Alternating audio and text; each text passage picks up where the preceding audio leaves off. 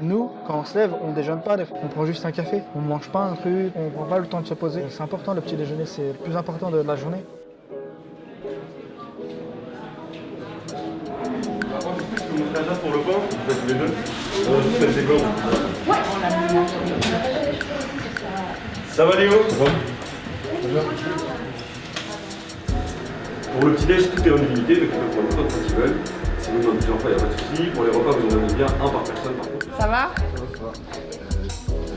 C'est un vrai moment de convivialité parce qu'ils prennent le temps de s'asseoir pour prendre leur petit déjeuner. Bon appétit! J'ai fait un peu tous les postes, histoire de voir. Et celui que je préfère, c'est celui où on va parler avec les gens, histoire de nettoyer les tables, nettoyer le plateau. Et on s'arrête avec les gens, le temps d'une petite conversation. Ce qu'il faut savoir, c'est que la plupart des gens qui viennent ici, c'est des gens qui sont en souffrance, pas forcément physique, mais psychologique, qui ont besoin de parler, qui ont besoin de se détendre en fait. Et je pense qu'eux, ils ont tout compris dans la mesure où c'est pas que le petit déjeuner et boire ton café et tu te barres. Ça va plus loin que ça, quoi. C'est un petit moment à nous, quoi, en fait. En plus, c'est convivial, on peut rester au chaud. Je trouve ça très chouette qu'ils puissent avoir cet accès à la culture et en plus c'est différentes formes, autant à la Gaîté, ils assistent à des expos, pareil au centre Georges Pompidou. Quand ils vont à la médiathèque, c'est un temps peut-être plus calme où ils peuvent faire des démarches sur internet surtout, ils peuvent emprunter des livres, éventuellement jouer au baby-foot aussi.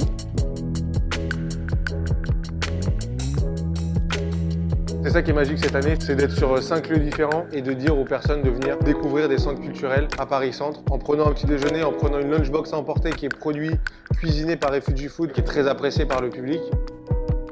Un des points aussi qui a été important l'année dernière et auquel on tenait particulièrement, c'est de pouvoir comprendre quel était le public qu'on accueillait et également quels étaient leurs besoins. Un deuxième point cette année aussi, c'est qu'on voulait beaucoup travailler sur l'accès aux droits des personnes qu'on a pu accueillir et qu'on accueille encore. Et donc on a travaillé en collaboration avec la ville de Paris sur un travail d'orientation sociale des publics accueillis.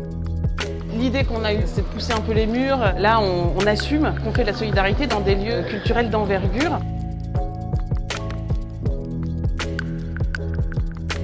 Aujourd'hui, on le fait dans l'hypercentre parisien, sur 5 établissements culturels. Pourquoi pas l'envisager aussi dans plusieurs quartiers, dans plusieurs arrondissements. Paris a cette chance incroyable d'avoir une telle densité d'établissements culturels et de propositions artistiques qu'on pourrait démultiplier cette expérience à l'échelle de tout le territoire parisien assez facilement. C'est ça l'ambition qu'on voudrait se donner.